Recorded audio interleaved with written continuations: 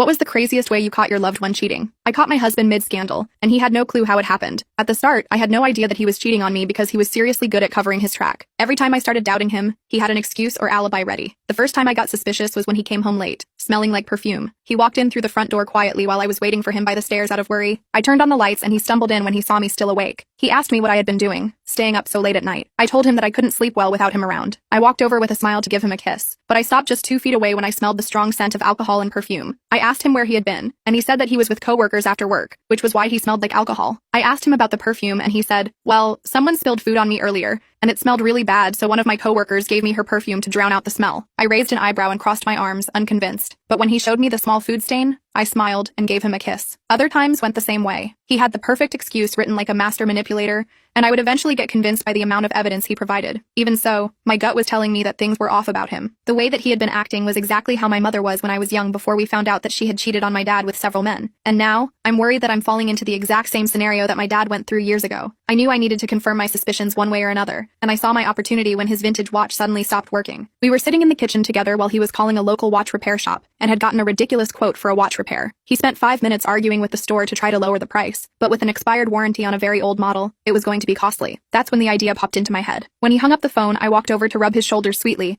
and asked in a loving voice, "What's wrong, my baby?" He slammed his hands on the kitchen counter and complained, "They're a bunch of scammers." I put my hand on the side of his cheek and told him that I would buy him a new watch, something more modern that would really bring out how handsome he was. He smiled at my comment and kissed my forehead and thanked me. The following day, I went out and bought him a smartwatch. I got home while he was busy watching a sports match and offered to set up the watch for his phone. I set up all the usual settings, but included a way for me to track his watch's location and data from my phone as well. He snuck up behind me just as I finished and put the watch on his wrist. He thanked me, and I showed him how to see messages, calls, and use Siri. I told him that I set the health features on automatically and placed myself as the emergency contact, and he shrugged it off, too busy with the match to pay attention. And with that, I was able to see how his day basically went through the week. But on Friday night, something different happened. My husband told me he had to work overtime all of a sudden and wanted to keep me updated like a good husband.